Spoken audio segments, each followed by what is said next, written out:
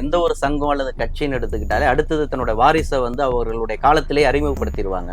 அந்த மாதிரி ஏன் உங்களை வந்து அறிமுகப்படுத்தாம போனாங்க? எல்லா பசங்களுக்கும் அப்பா மேல கோவம் இருக்கும். என்ன இருக்கும்னா, நமக்கு எதுவும் சொத்து சேர்த்து வைக்கல, பணம் சேர்த்து வைக்கல அப்படின்ற கோவம் இருக்கும்.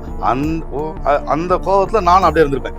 வெள்ளையனி ஒரு நல்ல மனிதர் இல்ல, நிறைய கட்ட பஞ்சாயத்து நிறைய இடங்கள்லாம் மடக்கி இருந்தாலும் எங்க மாவட்ட தலைவர் சார் அவரு அமைப்பும் இன்னொருத்தர் கையில போயிடுச்சுன்னா அப்புறம் வாழ்ந்ததுக்கான அர்த்தமும் கிடையாது. மொத்தமா வெள்ளையனோட சரித்திரத்தையே வித்துருவாங்க. யாத்தியார் தன்னுடைய மகனாக இருந்தாலும் நீந்தி வா கிட்ட வந்து நான் கைப்பிடிச்சு தூக்கி கொடுக்குறேன், அவ்வளவுதான்.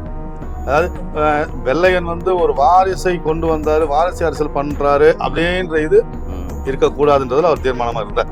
₹1 பணம் இல்லைங்க, 80 லட்ச ரூபாய்க்கு மேல செலவு. எப்படி நடத்த போறோம்பா அப்படின்னு அவர் தான் கேட்கறாங்க. ஆனா எப்படி வெற்றிகரமா ₹1 பணம் கூட கடன் இல்லாம நடத்தினாங்க வெற்றி மாநாடு.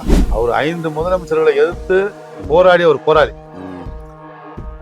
2வது வணிகர்களுக்காக மட்டுமல்லாம ஈழத்தமிழர்களுக்காகவும் போராடின ஒரு போராளி. அப்படிப்பட்ட மிகப்பெரிய ஒரு போராளி.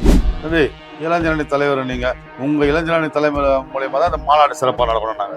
அதையும் பண்ணி கொடுத்தேன். நானும் எங்க அப்பாவும் இப்படி சரிங்க அப்படி இப்படி அதாவது எதிரும் புதிருமா. சரிங்க சரி. எங்க ஆட்கள் வந்து எப்படியாவது பேசுறதுக்கு அந்த தெரப்பி கொடுத்து அது பண்ணக்கூடாது, பேசுறதுக்கு தெரப்பி கூடாதுன்னு சொல்றாங்க. இதெல்லாம் கொடுக்குறாங்க. அவருடைய மருத்துவமனைக்கு போறாரு. அவர் மருத்துவமனையிலே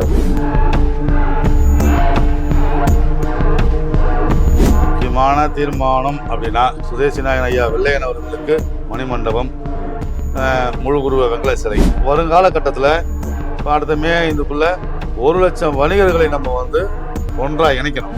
தமிழ்நாடு வணிகர் சங்க பேரவை அதை பலப்படுத்தணும்னா என் கூட வரணும். ஏன்னா அவர் கடைசியா பேசின ஆசைகள் எல்லாம் என்கிட்ட தான்.